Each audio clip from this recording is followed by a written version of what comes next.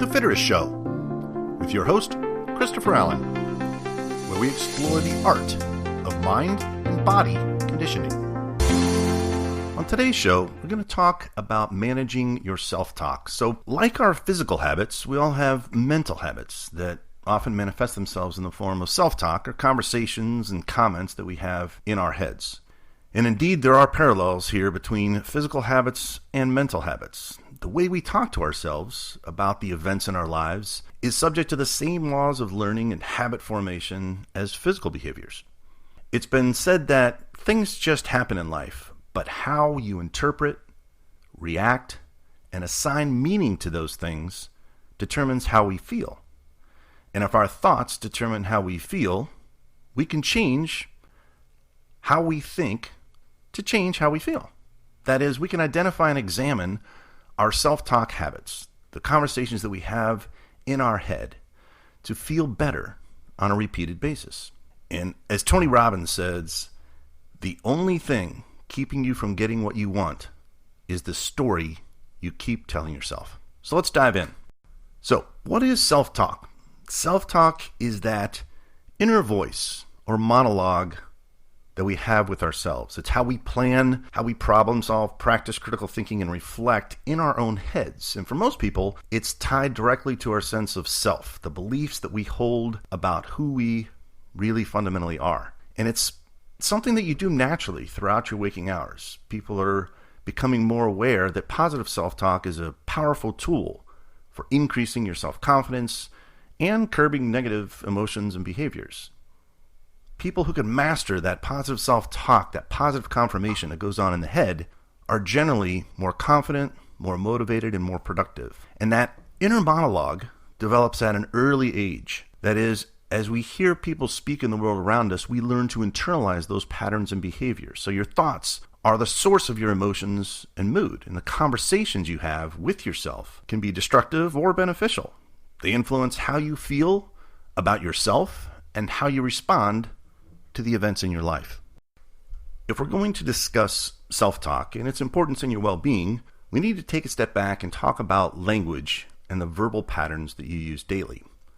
So words are simply descriptions of your experiences that help you gain a deeper understanding of your life and circumstances. They don't necessarily describe reality as it is, but rather describe your understanding of that reality as you perceive it to be. So you assign meaning to your life experiences with every single word that you speak, whether that's externally or internally in your head. As such, things don't really have a meaning if you don't take the time to give them a label. And remember that your words are therefore very much assumptions that distort your experience of reality. Your words are in a ways biased interpretation you make about the people, the events, the environment, and the experiences that you go through. These interpretations are based on a lot of things: your beliefs, your values, your self-concept, psychological rules that you've learned over the years, different thoughts and perspectives, and many others. So if I describe something as amazing, I'm assigning that label to my interpretation of that experience, which in turn elicits a specific feeling within me. So you experience a particular emotion because the words you use are psychologically anchored to that particular emotion. In other words, each word you speak makes you feel a certain way, and therefore using that word itself becomes a primary reason why you're feeling a certain way at any given moment in time. So that's both good news and bad news. The good news means that you're fully in control of the emotions you will allow yourself to experience at any moment.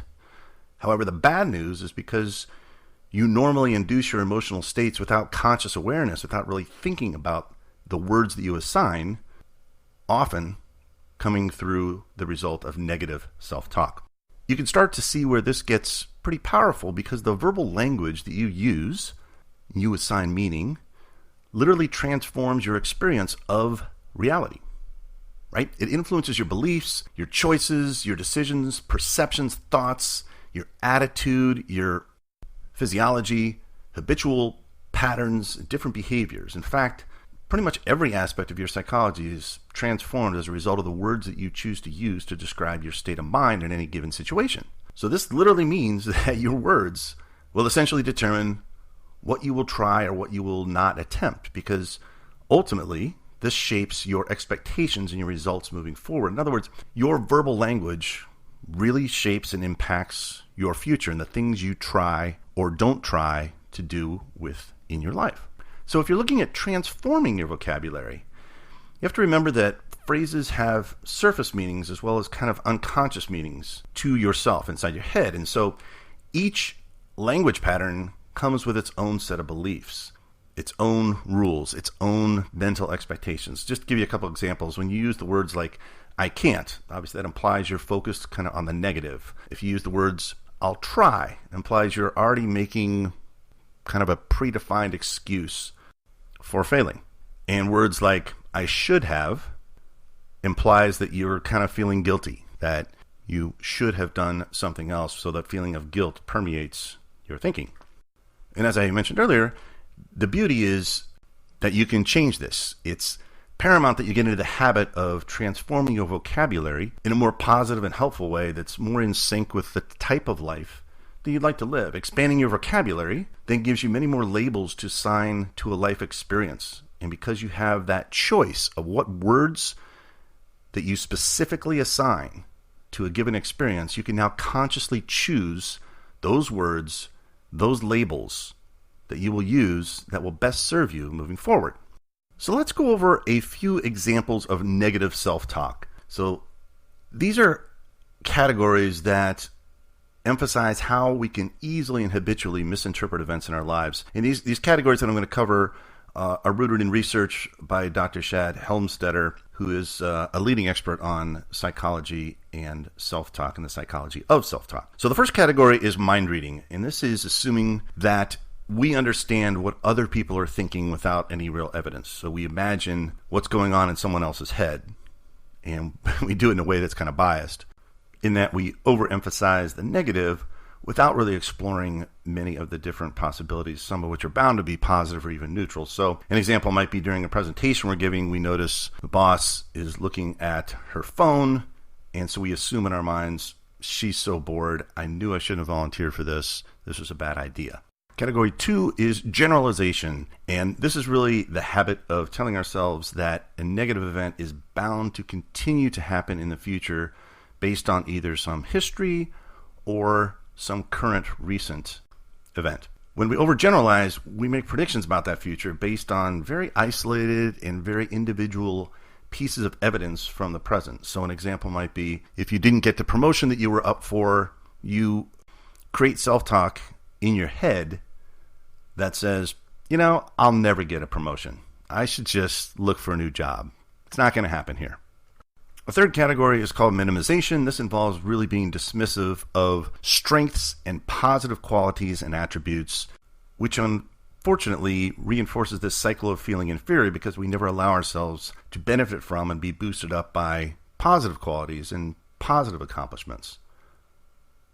So as an example, I might say, yeah, I'm in good shape, but I just can't lose this body fat in my lower back and just dwell on that. And I'm not really going to be in good shape until I can do that. A fourth category is magnification. And this is the mirror image of minimization. When we take our own errors and flaws and mistakes that we've made and just blow them up and exaggerate them. Oftentimes, this takes the form of taking small negative events, turn them into just disasters in our mind. As an example, after making a mistake of somebody's name at a cocktail party, you imagine in your head, great, they're going to think I'm not interested in them, and they don't care about anybody but myself, and that I'm just an egotistical bastard, right? A fifth category is dealing in absolute thinking. This is the tendency to evaluate things exclusively in terms of extreme categories.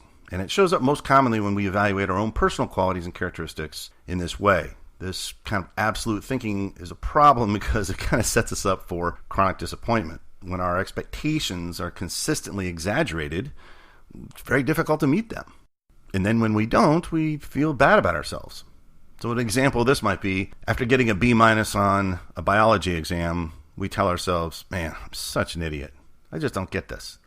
The sixth category is emotional reasoning, and this is the habit of making decisions based on how we feel rather than what we value. We use our emotions and feelings as kind of evidence for what we should or shouldn't do. And spending our time running away from potential discomfort rather than running toward things that we really value. And here, procrastination is a common result. So an example of this I've personally experienced is, I just don't feel like going to the gym tonight. I'm just going to pass. I just don't feel it.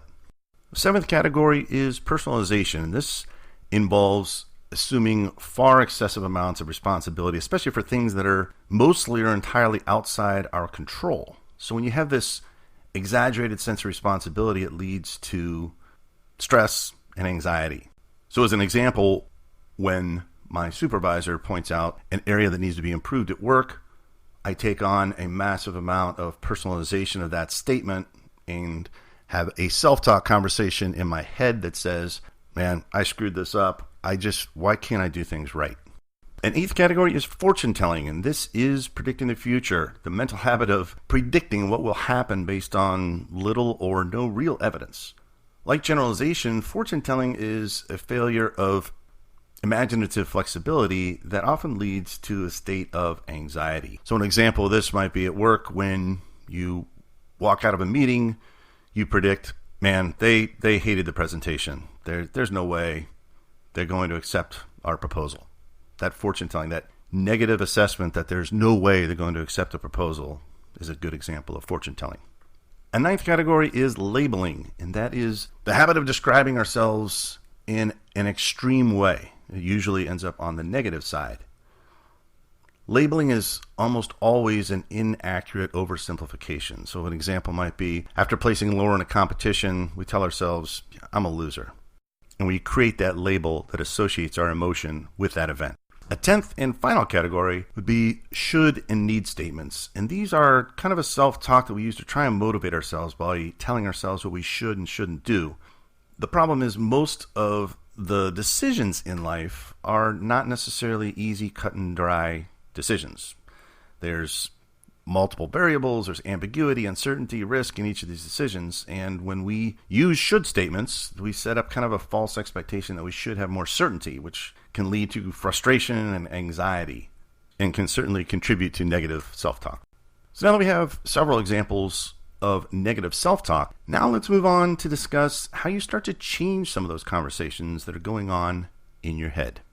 So the first step is becoming aware of the conversation that's going on in your head. Examine and look at your thought patterns. What kind of words do you say to yourself? How do they make you feel? Are you frustrated? Are you motivated? Are you calm? Once you kind of know what words work for you, you can start trying to use them a little more and become more aware.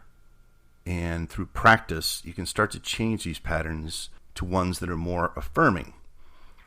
And a lot of times, our automatic thoughts are these default initial interpretations of what happens to us. They're almost always spontaneous. And if we can catch them and become aware of them, start to notice them and understand them, we can start to change them. So the first step is just becoming aware of the conversation, hearing the words that you're saying to yourself. So once you start to recognize these conversations, you can try reversing what you might normally otherwise say in a negative self-talk. So, if you usually say, I hate it when I make a mistake, you can try to say, I learn so much whenever I make a mistake. And this is where the language patterns and word choices can really come into play. There's different words that are limiting, different words that are empowering. So you can start to experiment and practice and start to replace words like I hope with I'm committed. I have no choice to I have choices. You always have choices. I should to I can and I will.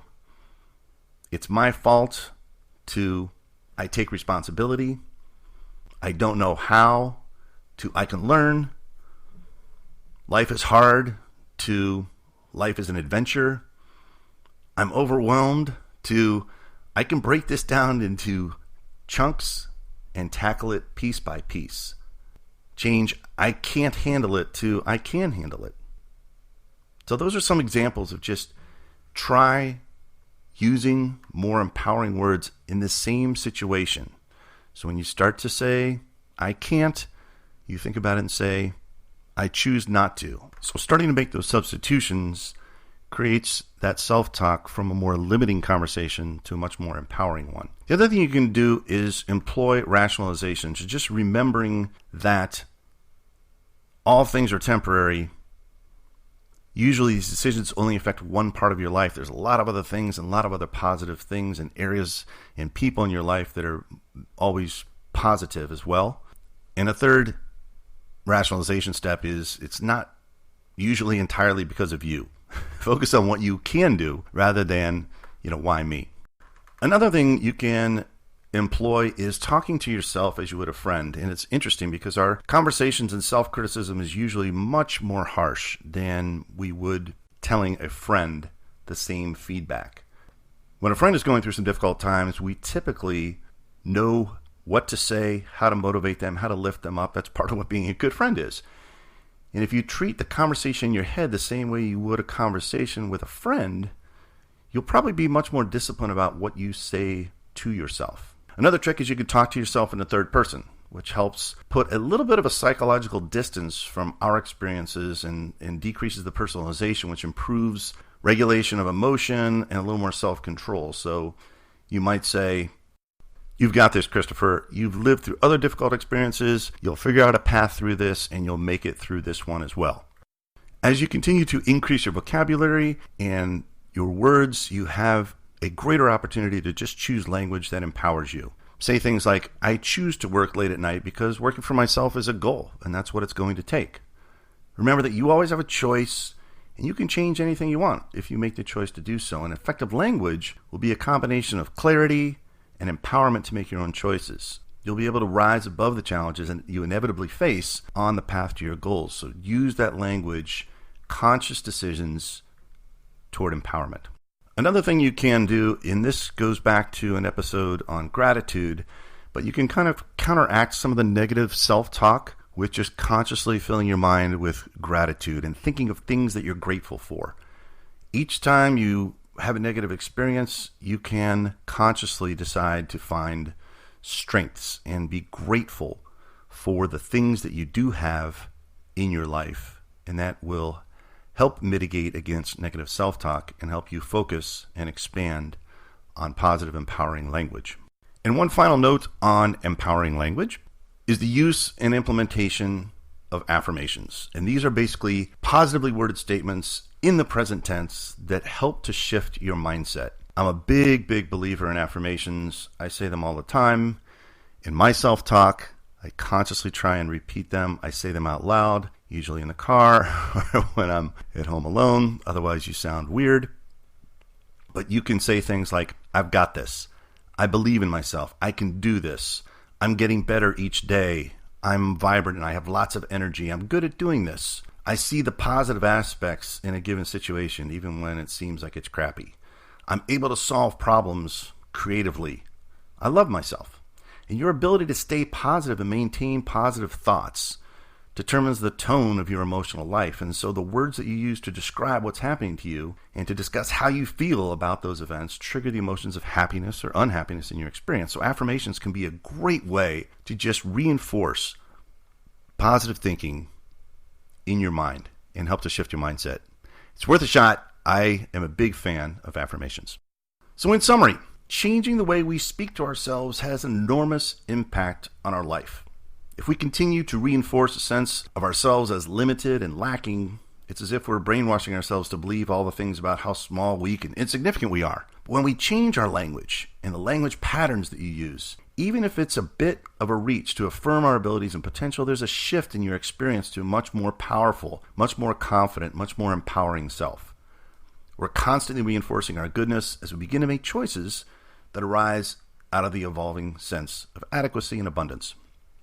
So paying attention to the disparaging ways we speak to ourselves, recognizing those, and making consistent choices to replace the negative language with positive self-talk absolutely transforms our life.